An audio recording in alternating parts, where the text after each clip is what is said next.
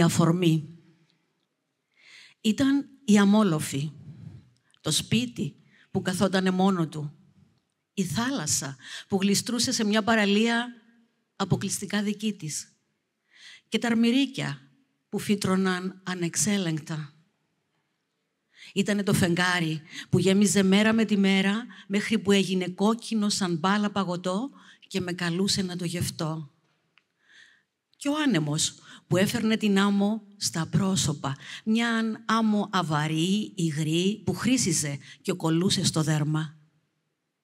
Και εσύ που δεν ήσουν εδώ, μα γέμιζε στα δωμάτια με έναν έρωτα ανεξέλεγκτο, όπως τα αρμυρίκια.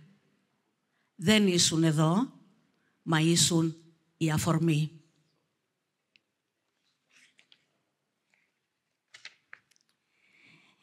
Η μοίρα, όταν σε κοιτάζω, δεν είναι μόνο η ομορφιά σου. Μην αναμένεις αυτό που δεν μπορώ να δώσω. Είμαι εδώ, μα ο έρωτας γεννιέται και κάπου αλλού. Ο λόγος μας ενώνει όταν αναζητούμε, όταν ερωτευόμαστε ή όταν θρηνούμε. Όταν σε αγγίζω, δεν είναι μόνο το δέρμα σου. Είναι και αυτά που το παρελθόν φέρνει στο σήμερα και μας περικυκλώνουν. Όταν με φυλάς, είναι η μοίρα που υψώνει το ποτήρι στην υγειά μας.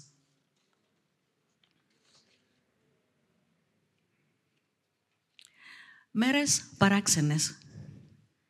Η κρίση χώρεσε παντού. Τα μαλλιά της ανεμίζουν στα πρόσωπά μας.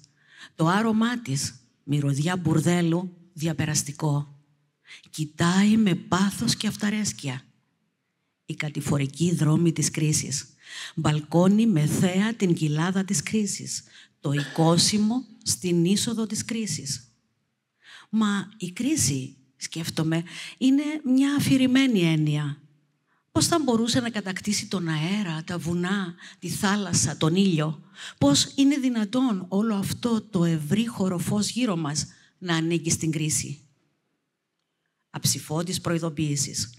Φοράω το χρόνο ανάποδα. Ξεριζώνω τους άσπρους κροτάφους του, βάφω τα χείλη του κόκκινα και εκτίθεμαι στην κρίση σας.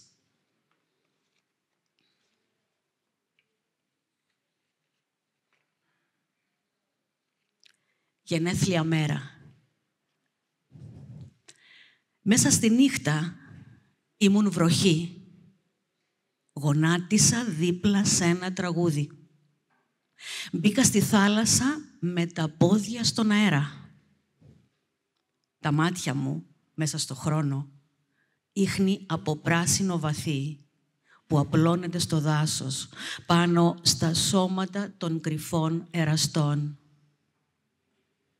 Δοκίμασα προχτές το παλιό μου κόκκινο φόρεμα. Γλίστρισε στο σώμα μου σαν χέλι. Και όπως το έπαιρνε ο άνεμος, καθώς το άλογο κάλπαζε μες στα χρόνια μου, ξεκούμποσα τον ουρανό, γυμνός να μ' αγκαλιάσει.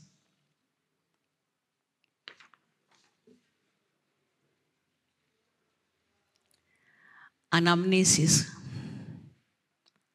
Τα χέρια της γιαγιάς μου, στη συνέχεια και της μάνας μου, στη σκάφη με το αλεύρι.